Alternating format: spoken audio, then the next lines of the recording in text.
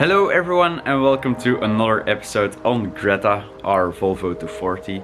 As you all know, I bought Greta together with two of my friends Thibaut and Jasper, and the three of us have done a lot of work to her to make her look a little bit better.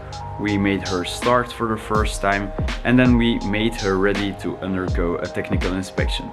All of these things have a separate episode on my channel, so if you haven't watched those videos, you can check those out. In today's episode we are going to talk about what happened at the inspection and if she passed or not. And then if there is still some time, I might also do some additional fixes to my Audi A6 all-road. It seemed in the last episode that you guys enjoyed it, so I might as well do some more work on that as well. So that is everything coming up on this episode. All my friends, yellow rider. Okay, so before I reveal if the Volvo passed inspection, I'm going to move the E28 out of the shop and then pull the Volvo into the shop because I have to show you some things.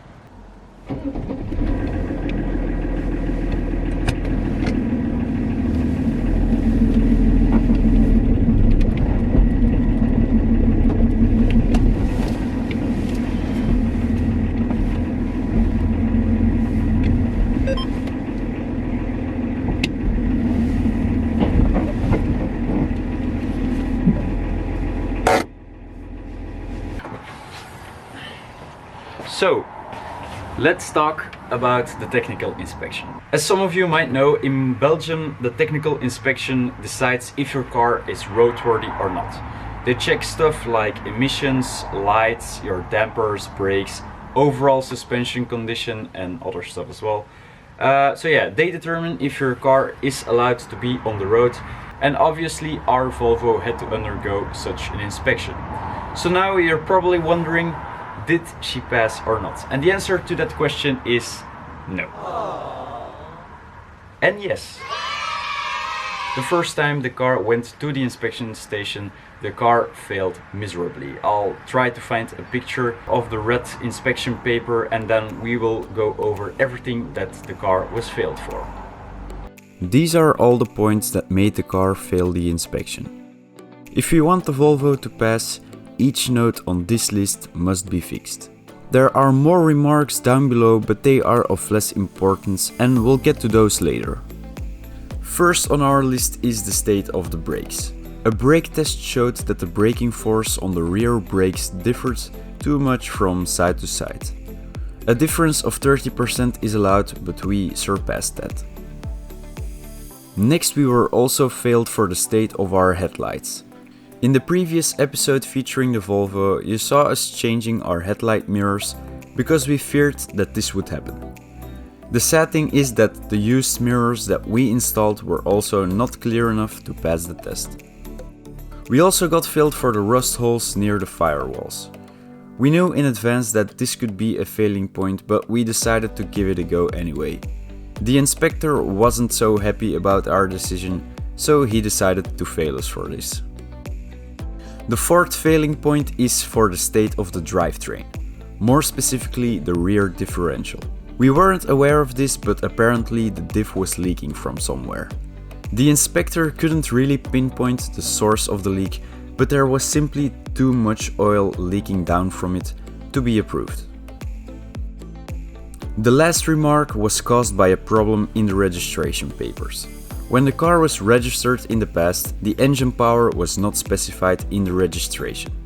The inspector wanted us to simply prove the engine power with a document downloaded from the internet the next time we come for an inspection. These are all the issues the car was failed for, and we were determined to take care of them as quick as possible. After all, they are the only thing that stand in our way of getting Greta on the road again. Before we continue, I think it is important to mention that the fixes you are about to see in the next few clips were all done by my friends Jasper and Thibaut. I was way too busy with editing the Audi video and my day job, so that is why Jasper and Thibaut took it upon themselves to fix everything that was on the to-do list, and I'm really grateful that they did. That is also kind of the reason why we didn't make a video about it, but I do think that they took some clips and I will try to show them while we go over all the fixes. First on the list are the brakes. Each of the rear calipers on the Volvo have two pistons. When we replaced the brake pads, we noticed that there was one piston that didn't like to be pressed back. And after lining up all the pistons, it is not so hard to spot which one was causing us trouble. This one probably started rusting due to water getting into the brake fluid. If you combine that with sitting in a field for 10 years, stuff like this can happen. Therefore, all the pistons got replaced, which solved our braking issue. The headlights of this car have already taken a lot of time and effort. Buying second-hand mirrors has not proven to be very successful, so we've just bought new ones and installed them. The rust holes in the firewall were cut out, and then a new piece of sheet metal got welded in. The guys were kind of in a hurry to finish it, as they wanted to make it to the inspection station that day. The result is not super clean, but this way we got it approved. As you can see, Greta's rear end got some love as well. The guys drained out the fluid and it seemed not to be in terrible condition. But the drain plug revealed that something bad has been going on in there. We don't really know where these metal shavings have been coming from, as the wear pattern on the gears doesn't look too bad. Maybe it was a bearing that failed, who knows. The cause for the leak, however, was found. There is a tiny hole in the diff cover that is very hard to spot. The hole was welded shut, and the cover received a coat of protective paint. And while we are under the car, I also want to quickly address that I got a lot of messages from people asking where we got these air shocks. And the answer to that is that we found them online on a second-hand website. So we bought them used from somebody. I think we really lucked out with finding these because I haven't found any store online where you can buy these new or even used. So maybe some of you in the comments can help the people that are searching for these if you know a spot where you can still buy them. And with all of those things done, we finally received our green paper for the technical inspection, which means that the car can be registered on the road. Let's quickly go over some other remarks that are still on the paper. Even though a car passes its inspection, there still can be some remarks formulated if there is a possibility for future issues. The first one is for the state of the windshield due to a tiny rock chip right in the field of vision. The second remark is again for the headlights. Why this is there is a mystery to us. Maybe the inspector forgot to remove it from our file. The last one is for the corrosion on the front fender. We are changing that in a few days, so that will no longer be an issue. So now that she got approved by the technical inspection, that meant that we could register and insure her. And I am happy to announce that we already took delivery of her new license plate, which means that we can actually drive her on the road if we want. But sadly, that will be for the next episode because I still have to do some work on the Audi. We'll talk about that a little bit later. For the next episode on the Volvo, we are going to take her for a nice drive so you guys can experience her as well. And I am going to do a full cost breakdown on everything that we have spent on her because I think a lot of you might be interested in that as well. But now we are going to do a little bit of work on the Audi again.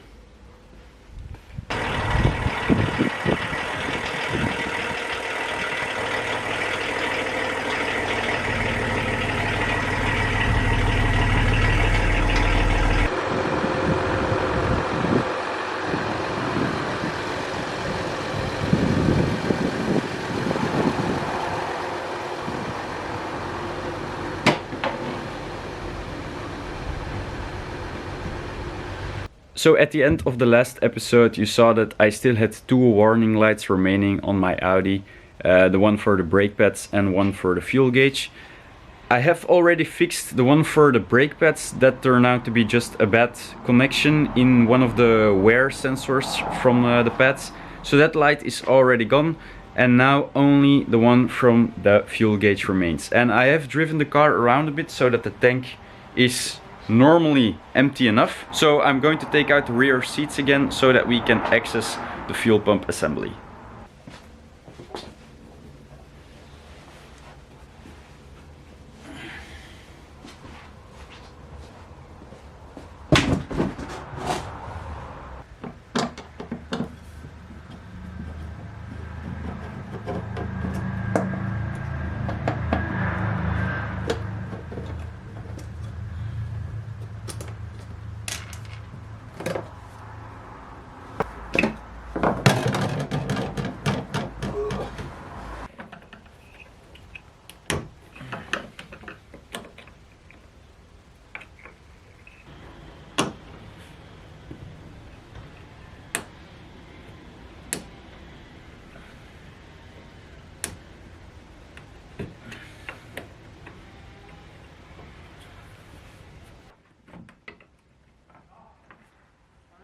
Before loosening the plastic ring that holds the fuel pump assembly, I'm cleaning the area so that no dirt drops into the fuel tank.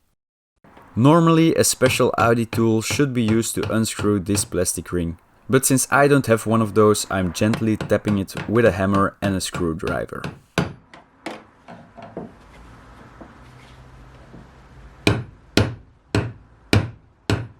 Before I started, I put a little mark on the ring so that I know how much I have to tighten it once it goes back together.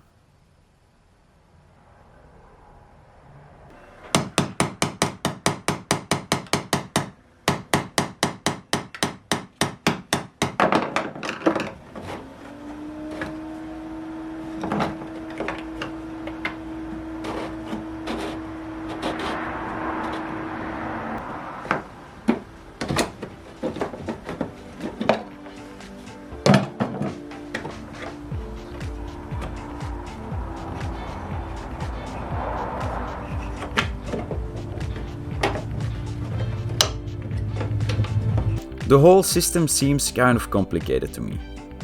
The fuel pump and float assembly are not really connected to the cap. I wanted to take out the whole thing, but then I remembered that it is connected to the other part of the fuel tank. Being a saddle style fuel tank means that there is another assembly on the other side of the tank. The two are connected to each other, so I would need to disconnect some hoses to take this assembly out. But then I noticed that one of the connectors seems a little loose and listen to it clicking once I slide it back together.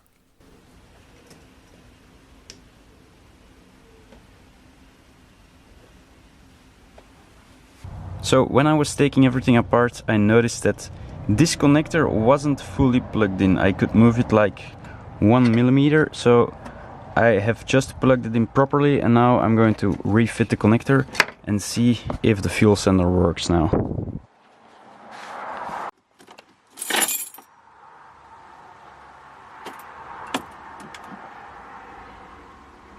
What do you know, it works.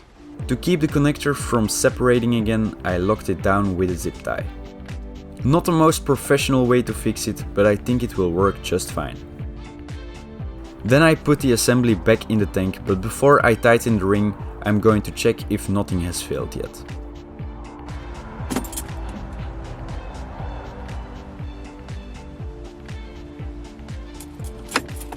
No issues so far, so I can go ahead and lock it down.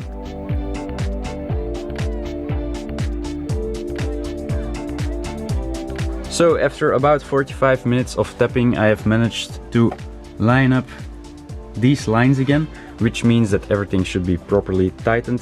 Then I've also connected the fuel lines again and the connector itself, and then I cleaned up the whole assembly and dried it, so that when I go for a test drive I can see if anything is leaking. So I'm going to leave the car like this. I'm not going to put in the back seat, so that we can see if we can spot any leaks.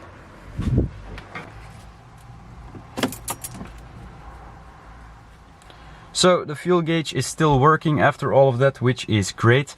But now I'm going to check if it is reading okay. So I know that my fuel tank is about 80 liters. So I'm going to take the car to the gas station and fill it up completely. And if it is about 35 to 38 liters that go in, it means that this gauge is reading correctly.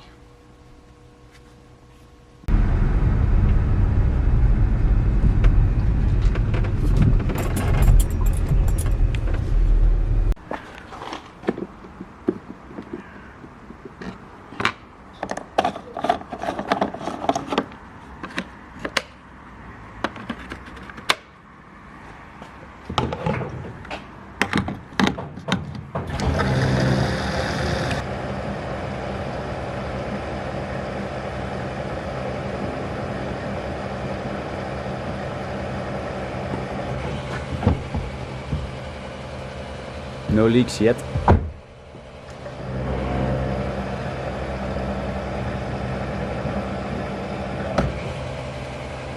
Not bad, not bad.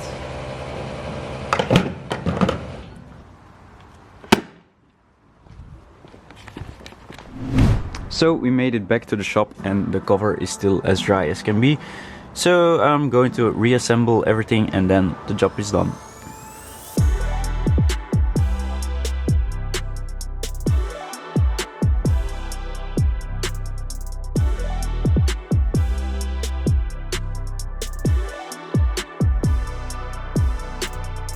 So everything is reassembled. I'm quickly going to check one more time if everything works. Yeah, the gauge is working fine, which is awesome. And which means that for the first time in almost a year of ownership, I think, I can enjoy this car without having a check engine light or an annoying beep coming at me when I want to start it. So that is probably going to be everything for today's episode. I know I didn't really do a lot of work on the cars. But I still am very happy that I managed to fix the issues on the Audi. And stay tuned for the next episode on Greta, because the first drive is probably going to be a really fun one to watch and to film as well. So yeah, oh, there is one more thing I need to show you guys. This is a little sneak peek for the people who watch my videos until the end. I have bought a Simmons exhaust system for the BMW. So that is also going on in one of the next episodes. Okay, so that is everything for today's episode. I hope you guys enjoyed it. If you did, please consider subscribing. And until next time.